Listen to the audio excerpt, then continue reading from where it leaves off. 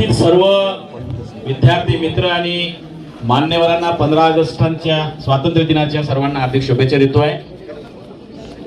मित्रहो, 15 ऑगस्टचा आपण आजचा हा जो कार्यक्रम का करतो याची पार्श्वभूमी सांगायची गरज नाही, परंतु या पवित्र दिनी नरेंद्र पालांदुरकर नावाचा अवलियानी आपल्या दातृत्वामधून मी समाजाचं काही देणं असतं आणि त्या संवेदनशील भावनेमधून समाजाला आपल्या कमाईच्या हिस्स्यामधून काही देणं, ही पवित्र भावना मनामध्ये येणं, याला जे मन लागतं ते फार कमी लोकांकडे असतं। पैसा सर्वांकडे असतो, परंतु पैसा एका संवेदनशील मार्गाने, एका संवेदनशील मनानं एकूण समाजाच्या हितासाठी खर्च करणं, याला खरं दातृत्व लागतं। आणि हे दातृत्व आदरणीय नरेंद्रजी पालांदुरकर साहेबांनी सिद्ध करून दाखवलं।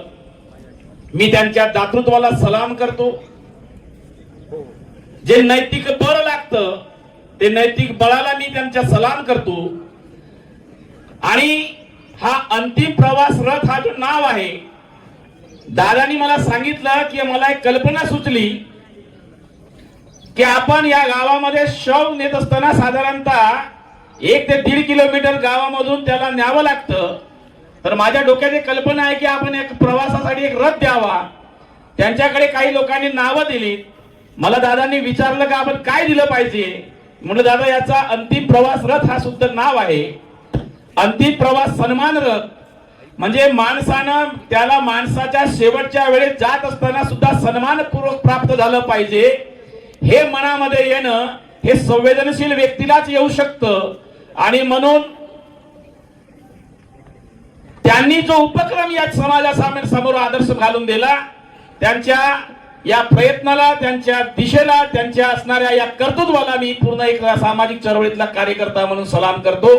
आणि त्यांनी जे सांगितलं की आजच 15 ऑगस्टच्या दिवशी त्याचं लोकार्पण होतो आहे आणि त्याच्यानंतर या गावामध्ये एक दुर्दैवानं एक मृत्यू झालेला आहे। ती अंतिम प्रवास रथ सामान्यातल्या सामान्य माणसापासून तर प्रत्येकाला, कारण जीवन आलं आहे तर मृत्यू हा अटळ आहे, अंतिम सत्य आहे। आणि म्हणून या सन्मान अंतिम प्रवास सन्मान रथाला शुभेच्छा तर देता येणार नाही, परंतु त्या उपक्रमाला माझ्या शुभेच्छा आहेत। दादा, तुमच्या कर्तृत्वाला सलाम आहे, एवढं बोलतो आणि पुन्हा एकदा मित्रांनो तुमच्या सर्वांना स्वातंत्र्य दिनाच्या हार्दिक शुभेच्छा देऊन इथं थांबतो। धन्यवाद। जय हिंद।